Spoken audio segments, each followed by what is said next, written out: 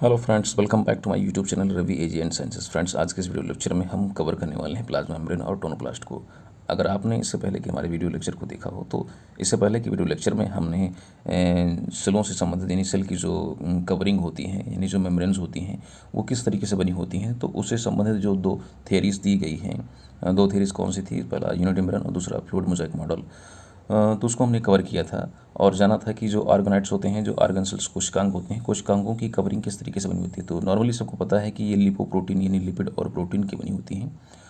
तो उससे संबंधित दो सिद्धांत दिए गए थे, यूनिट मेम्ब्रेन और फ्लूइड मोज़ेक मॉडल, जिसमें सबसे ज़्यादा जो बेहतर तरीके से जो समझाया गया था वो सिद्धांत था फ्लूइड मोज़ेक मॉडल का, जिसको सिंगर निकोलसन ने कॉइंट किया था। और पहला जो सिस्टम था आपका यूनिट मेम्ब्रेन, उसको जो है जे डेविड रॉबर्टसन ने जो है 1959 में कवर किया था। लेकिन जो दूसरा वाला सिंगर निकोलसन का 1972 वाला, वो ज़्यादा इंपॉर्टेंट था। उसमें बेहतर तरीके से बताया गया था कि किस तरीके से जो भी प्रकार के जो आयंस होते हैं या जो भी इसेंशियल आवश्यक जो भी कोशिका को जो भी आवश्यक चीज़ें होती हैं, किस तरीके से कोशिका कला के आर पार जो है वो जो है ट्रांसफ़र होते हैं, ट्रांसलोकेट होते हैं। तो ये सब चीज़ें बेहतर तरीके से कवर की गई थी दूसरे वाले मेथड में, यानी सिंगर निकोलसन का जो मेथड था फ्लूइड मोज़ेक मॉडल। तो आज की हम वीडियो लेक्चर में हम दो इंपॉर्टेंट मेम्ब्रेन्स के बारे में कवर करने वाले हैं। पहला है प्लाज्मा मेम्ब्रेन्स, जो कि कवरिंग होती है प्लांट सेल की। प्लांट सेल क्या, एनिमल सेल सबकी होती है, लेकिन प्लांट सेल में एक कवरिंग और एक्स्ट्रा होती है, इसको हम सेल वॉल कहते हैं। सेल वॉल को आगे हम कवर करेंगे, सेल वॉल बड़ा टॉपिक है। तो आज हम प्लाज्मा मेम्ब्रेन को कवर करेंगे और साथ ही साथ हम टोनोप्लास्ट को कवर करेंगे। ये दो मेम्ब्रेन्स होती हैं। तो प्लाज्मा मेम्ब्रेन जो है आपका जस्ट सेल वॉल के अंदर वाली कला होती है। एनिमल्स की बात करें, जंतुओं की बात करें, तो जंतुओं में केवल प्लाज्मा मेम्ब्रेन ही आउटर कवरिंग होती है। लेकिन जो प्लांट की बात करें तो प्लांट में आउटर कवरिंग के रूप में सेल वॉल होती है, सेल वॉल के जस्ट से प्लाज्मा मेम्ब्रेन पाई जाती है। और जो दूसरी कला है जिसको हम कवर करने वाले हैं वो है आपका टोनोप्लास्ट। टोनोप्लास्ट जो वैक्यूल्स रिक्तिकाएँ होती हैं, रिक्तिकाओं की जो कवरिंग होती है उसे टोनोप्लास्ट कहते हैं। तो ज़्यादा टाइम वेस्ट ना करते हुए वीडियो लेक्चर की शुरुआत करते हैं। तो फर्स्ट हम प्लाज्मा मेम्ब्रेन की बात करें तो प्लाज्मा मेम्ब्रेन, जिससे मैंने बताया कि ये जस्ट आपका जो सेल होती है, कोशिका होती है, कोशिका एनिमल सेल की बात करें तो एनिमल सेल की आउटर कवरिंग होती है, और प्लांट सेल की बात करें तो प्लांट सेल में जस्ट सेल वॉल के अंदर वाली कवरिंग होती है। ठीक है, देखिए क्या है इसके बारे में। कोशिका द्रव का सबसे बाहरी भाग एक महीन झिल्ली के रूप में होता है, जो कोशिका को बाह्य वातावरण से अलग करता है। इसे ही प्लाज्मा लेमा कहते हैं। ठीक है, अभी जो इसको मैंने बता दिया। और पादप कोशिका में प्लाज्मा लेमा के बाहर एक अतिरिक्त कोशिका भित्ति होती है। ठीक है, जिस सेल वॉल पाई जाती है। मैंने बताया ना कि जो प्लांट सेल होते हैं, प्लांट सेल में प्लाज्मा लेमा के बाहर भी एक आउटर कवरिंग होती है, इसको हम सेल वॉल कहते हैं, कोशिका भित्ति कहते हैं। प्लाज्मा लेमा क्या होती है, यूनिट मेम्ब्रेन की बनी होती है, एक कला की बनी होती है। यूनिट मेम्ब्रेन क्या होता है, यूनिट मेम्ब्रेन अभी पिछले वीडियो लेक्चर में हमने बताया था यूनिट मेम्ब्रेन के बारे में कि यूनिट मेम्ब्रेन लिपोप्रोटीन, लिपिड और प्रोटीन की का कंपोजिशन होता है उसका। इसमें लिपिड और प्रोटीन का 75 एंगस्ट्रॉम यानी लगभग 75 एंगस्ट्रॉम मोटी डायमीटर की जो है एक मेम्ब्रेन से कला होती है, यूनिट मेम्ब्रेन एकक कला। अगर आपने इसको नहीं देखा वीडियो लेक्चर को तो प्लेलिस्ट में जाकर आसानी से देख सकते हैं। प्लाज्मा लेमा एक अवकलीय पारगम होती है। अवकलीय का मतलब समझते हैं डिफरेंशियली परमेबल मेम्ब्रेन्स, यानी जो इसको हम सिलेक्टिवली भी कह सकते हैं, यानी ये कुछ पदार्थों को अपने अंदर आने देती है और कुछ पदार्थों को बाहर जाने देती है। सभी पदार्थ अंदर बाहर नहीं आ जा सकते हैं, अर्थात आगे दिए गए कि इसमें कुछ निश्चित पदार्थ ही आर पार आ जा सकते हैं, अर्थात इनका जो ट्रांसपोर्टेशन है वो सिलेक्टिवली होता है। ठीक है, फिर से एक बार समझते हैं प्लाज्मा मेम्ब्रेन क्या है। प्लाज्मा मेम्ब्रेन यानी जो कोशिका होती है, कोशिका की एनिमल सेल की बात करें तो एनिमल सेल की सबसे बाहरी कवरिंग होती है, और प्लांट सेल की बात करें तो प्लांट सेल में जस्ट आपका सेल वॉल के अंदर की कवरिंग होती है।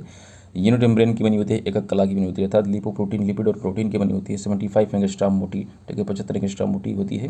ये सिलेक्टिवली मेम्ब्रेन होती है, अर्थात अवकलीय पारगम कला होती है, अर्थात कुछ पदार्थों को अपने अंदर आने देती है और कुछ पदार्थों को बाहर जाने देती है, जो भी इसको आवश्यक होते हैं। ठीक है, आवश्यकता अनुसार। यहाँ पर देखिए एक फिगर के माध्यम से इसमें समझाया गया है। ये यहाँ पर इस तरीके से देख सकते हैं, ये आपका लिपोप्रोटीन का बनाया गया है, ये लिपिडोप्रोटीन। ये बाहर की तरफ जो है आपका ये चूँकि फ्लूइड मोज़ेक मॉडल का फिगर दिखाया गया है, आपको याद होगा जो पिछली वीडियो में हमने बताया था, ये फ्लूइड मोज़ेक मॉडल का है। यहाँ पर ये देखिए ये प्रोटीन्स हैं। ठीक है, इसे हम कहते हैं चैनल प्रोटीन्स। ठीक है, ये प्रोटीन्स हैं। ये प्रोटीन्स के माध्यम से ही ये आयंस के रूप में कुछ पदार्थ अंदर आ रहे हैं। ठीक है, और कुछ पदार्थ बाहर जा भी रहे हैं। ठीक है, तो ये अब पदार्थों का आवागमन ये जो है पूरी तरह से कंट्रोल कर रहा है, प्रोटीन को कंट्रोल कर रहा है। ठीक है, इसमें दो प्रकार की प्रोटीन पाई जाती है, मैंने बताया था, चैनल प्रोटीन और कैरियर प्रोटीन। ठीक है, तो चैनल और कैरियर प्रोटीन के माध्यम से पदार्थ अंदर और बाहर आ जा सकते हैं। और यहाँ पर इस तरीके से देख सकते हैं, ये है आपका फास्फोलिपिड। ठीक है, बाइलेयर्ड फास्फोलिपिड है। एक लेयरिंग ये है इधर और एक लेयरिंग ये है, ठीक है। इस तरीके से क्लिप शेप में पाए जाते हैं, ठीक है। तो इसको बेहतर तरीके से फिगर को समझने के लिए आप पिछले वीडियो को देख सकते हैं, जो कि हमने बताया है जो है पिछले लेक्चर में, ठीक है। देखिए अभी हमने बताया था कि इसमें जो आपका ये दो प्रकार की जो है प्रोटीन्स पाते हैं। फर्स्ट है चैनल प्रोटीन और दूसरा है आपका कैरियर प्रोटीन। ये दो प्रकार की प्रोटीन्स होती हैं जो कि ट्रांसमेम्ब्रेनल प्रोटीन होती हैं, अर्थात इन्हीं के माध्यम से विभिन्न प्रकार के पदार्थ जो है अंदर आने और जाने का काम करते हैं, ठीक है।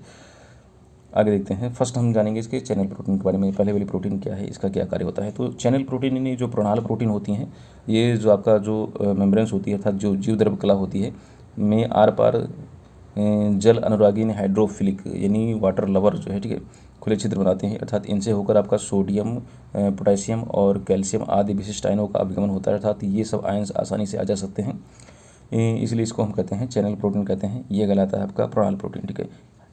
क्या होते हैं, ये होते हैं हाइड्रोफिलिक होते हैं।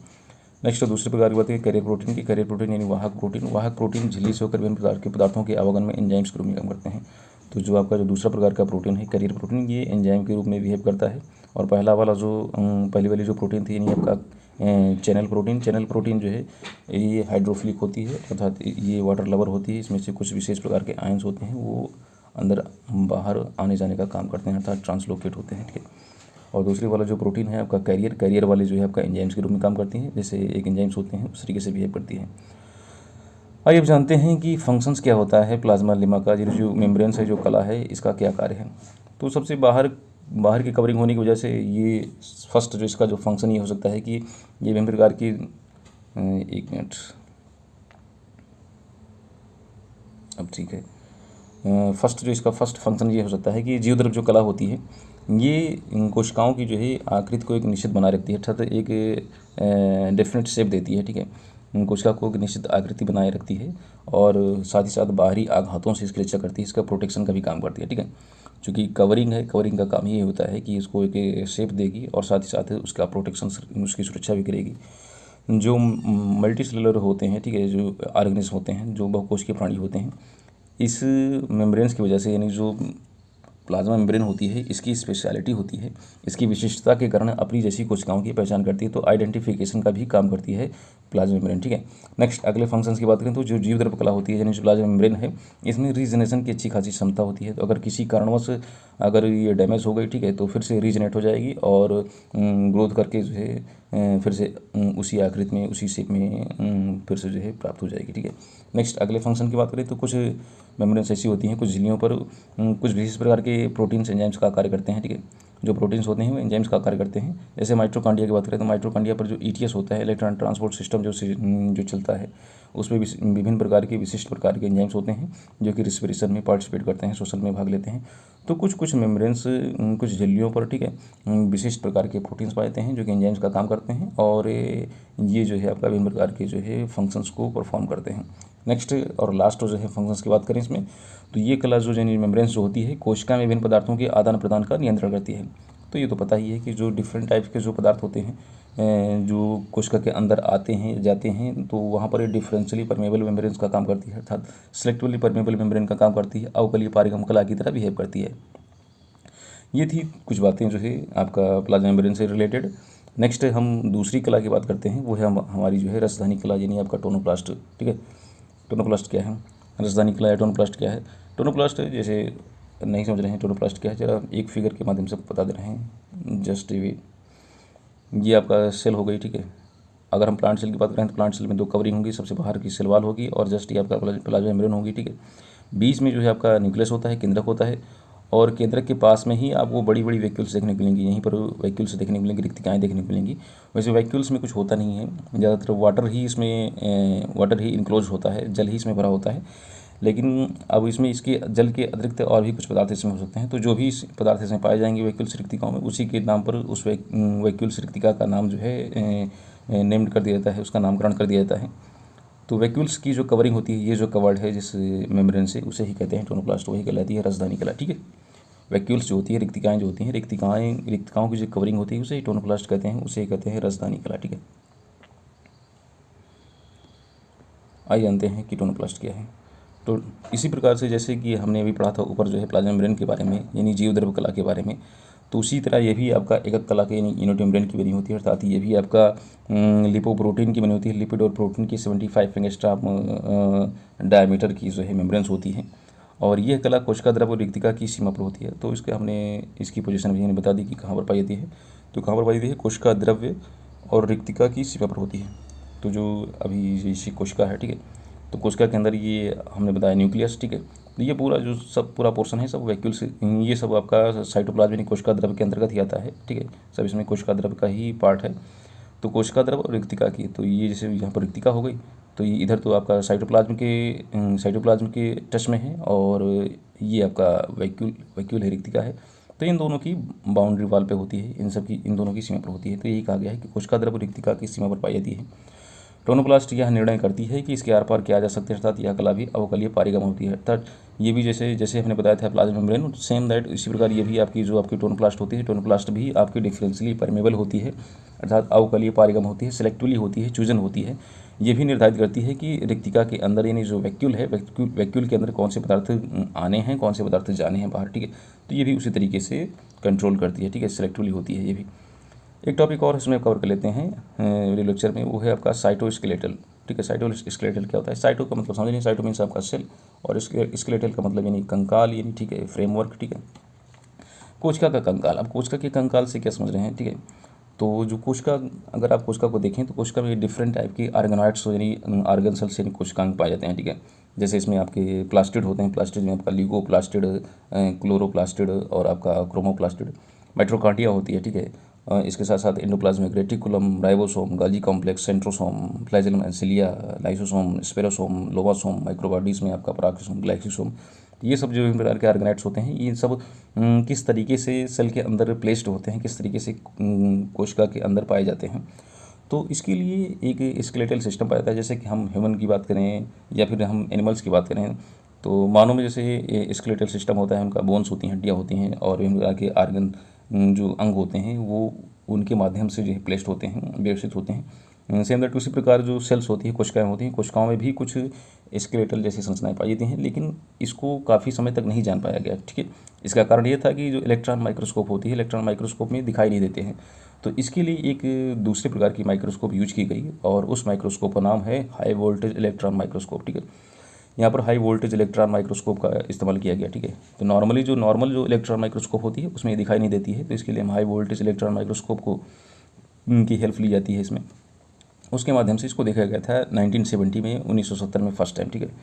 तो पहले तो ऐसा माना जाता था कि जो कोशिकाएँ होती हैं, जो यूकैरियोटिक सेल्स होती हैं, तो कोशिकाओं के दो प्रकार हैं। अगर आप नहीं जानते हैं तो हमारे पिछले वीडियोस देख सकते हैं प्लेलिस्ट में जाकर के, वहाँ पर हमने टाइप ऑफ सेल्स के बारे में बताया है, प्रोकैरियोटिक और यूकैरियोटिक सेल्स, ठीक है। तो यूकैरियोटिक कोशिका के साइटोसोल्स को माना जाता था कि साइटोसोल्स समझ रहे हैं, साइटोसोल्स का मतलब यानी जो आपका इनएक्टिव पार्ट्स है, ठीक है, जो लिक्विड वाला पार्ट है, जो ग्राउंड मटेरियल है, उसे हम साइटोसोल कहते हैं। तो यूकैरियोटिक कोशिका के साइटोसोल को कुछ समय तक माना जाता है कि ये आपका स्ट्रक्चरलेस है, यानी रचनाविहीन है, इसमें कोई स्ट्रक्चर नहीं है। परंतु 1970 में हमने बताया कि हाई वोल्टेज इलेक्ट्रॉन माइक्रोस्कोप जब फर्स्ट टाइम जो है एग्जिस्ट किया, फर्स्ट टाइम जो है इस माइक्रोस्कोप के बारे में जानकारी प्राप्त हुई, तो इससे जब देखा गया, ठीक है, सेल्स को, तो ये पता चला कि जो साइटोसोल है इसमें छोटे छोटे क्या है, सूक्ष्म यानी माइक्रो जो है थ्रेड्स जैसे, यानी सूक्ष्म धागे की जैसी कुछ स्ट्रक्चर्स दिखाई देती हैं, जिसे माइक्रो ट्रेविकुलर लैटिस कहा गया, ठीक है, सूक्ष्म धागों से बनी जालिका कहा गया। और ये जो सूक्ष्म धागों से बनी जो जालिका होती है, इसी के द्वारा जो ऑर्गन सेल्स या ऑर्गेनाइड्स होते हैं, जो कोशिकांग होते हैं, अपने अपने स्थान पर प्लेस्ड होते हैं, व्यवस्थित होते हैं, ठीक है। और ये जो सूक्ष्म धागों से बनी जालिका होती है, तो बाहर की तरफ ये अभी हमने जो बताया था, जो प्लाज्मा मेम्ब्रेन है, प्लाज्मा मेम्ब्रेन से जुड़ी होती है, और अंदर की तरफ जो है विभिन्न प्रकार के जो कोशिकांग हैं इसमें व्यवस्थित होते हैं, ठीक है। और एक बात इसमें और जान लेते हैं कि जो कैल्शियम और मैग्नीशियम जो आयन होते हैं, वैसे ये दृढ़ नहीं होती, सॉलिड नहीं होती है। ये जो धागेनुमा जो संरचना है ये एकदम सॉलिड नहीं होती कि हाँ अब इसका, जैसे हम लोगों की जो बोन्स होती हैं, बोन्स एकदम सॉलिड होती हैं, ठीक है, रिजिड होती हैं, तो जिस शेप में है उसी शेप में रहेंगी। लेकिन ऐसा इसमें नहीं होता है। जो साइटोस्केलेटल होता है इसमें इस टाइप से ऐसी कोई बात नहीं होती है। ये बहुत ही सॉफ्ट होते हैं, तो समय समय पर इनके जो है आपका शेप चेंज होते रहते हैं, और आसानी से ये क्या कह सकते हैं कि टूट सकते हैं, ठीक है।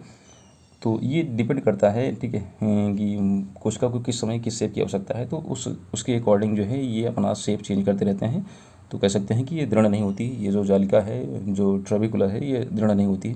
हाँ, इसको जो कंट्रोल करते हैं, कंट्रोल के लिए 2 प्रकार के आयन्स की इसमें विशेष पार्टिसिपेशन होता है, वो कैल्शियम और मैग्नीशियम आयन है। तो कैल्शियम और मैग्नीशियम आयन की सांद्रता डिपेंड करती है कि इनका मॉडिफिकेशन किस तरीके से करना है, ठीक है।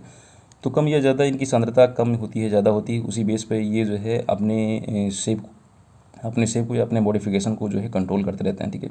तो इसमें कैल्शियम और मैग्नीशियम आयन को विशेष रूप से याद रखिएगा। कैल्शियम और मैग्नीशियम आयन की जो सांद्रता होती है, इनका कंसंट्रेशन ही डिसाइड करता है कि जो ट्यूब्यूल्स होती हैं, ठीक है, जो नलिकाएँ हैं, ठीक है, जिसको साइटोस्केलेटल कहते हैं, ठीक है, या माइक्रो ट्रेबेकुलर लैटिस जो है, इसका मॉडिफिकेशन किस तरीके से होना है, ये कैल्शियम और मैग्नीशियम आयन इसे डिसाइड करेंगे, ठीक है। तो आज के इस वीडियो लेक्चर बस इतना ही। जल्द ही मिलते हैं एक नए वीडियो के साथ, तब तक के लिए